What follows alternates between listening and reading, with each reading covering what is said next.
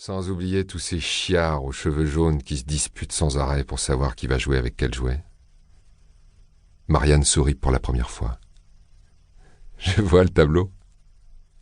Et donc, voici notre héros au milieu de tout ça, en train de se demander s'il peut obtenir des indemnités en cas de démission.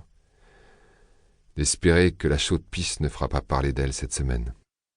Il s'interrompit en apercevant le regard de Marianne. C'est une blague, Marianne.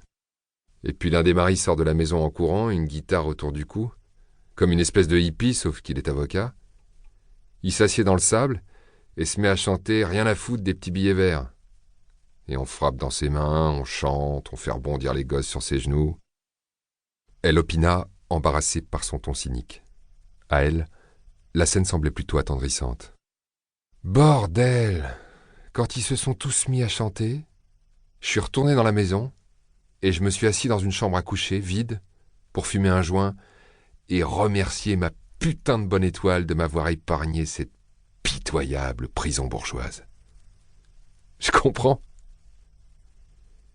Et puis une gosse, elle devait avoir 6 ans, a déboulé dans la chambre. Elle m'a demandé pourquoi je ne chantais pas, et je lui ai dit que c'était parce que je chantais faux. Elle m'a répondu « C'est rien ça, moi aussi je chante faux. » C'est mignon. Ouais. Elle, ça pouvait aller. Elle est restée avec toi? Elle m'a demandé de lui lire une histoire. Et tu l'as fait? Oui, pendant un moment. J'étais pété, faut pas oublier. Finalement, ça n'était pas si terrible que ça. Son père et moi, on était à George Washington ensemble. Où ça? Une école de droit.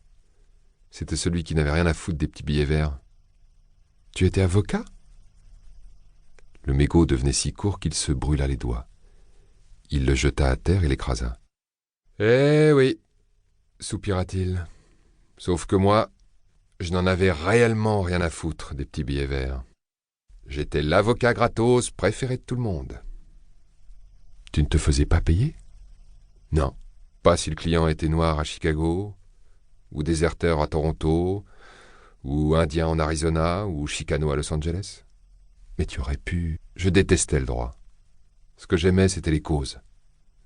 Et puis, je me suis senti largué par toutes ces causes. Il observa fixement ses 2 mains qui pendaient mollement entre ses genoux. Ton Vincent et moi, on se serait entendu à merveille. Brian? Oui? Merci de m'avoir écouté. Allez, faut que je termine ma séance d'abdos.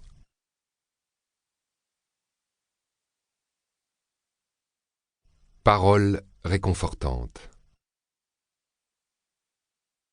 Monsieur Alcyone fut beaucoup plus gentil que prévu quand elle demanda un jour de congé. « Je suis désolé pour votre amie, Marianne. »« Ah, ce n'était pas exactement mon ami. Tout de même. »« Merci beaucoup. »«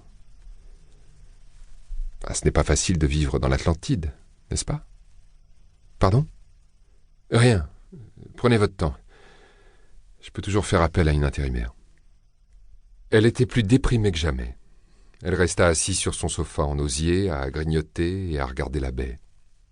L'eau était si bleue, mais le prix à payer n'était-il pas trop élevé? Combien de fois n'avait-elle pas déjà menacé de rentrer à Cleveland?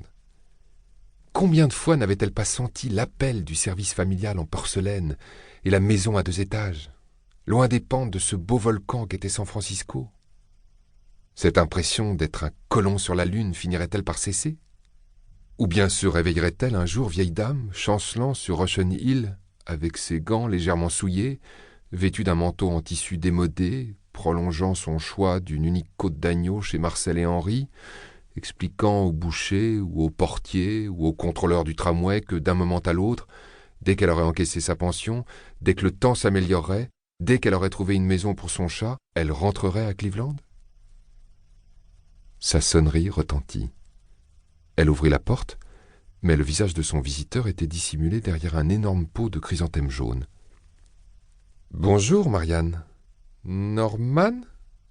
Je ne t'ai pas réveillé au moins. »« Non, entre. » Il déposa les fleurs sur une des petites tables en teck. Pour continuer à écouter ce livre audio gratuitement, cliquez sur le lien dans la description et vous pourrez l'écouter en entier sans frais grâce à l'essai de 30 jours d'Audible.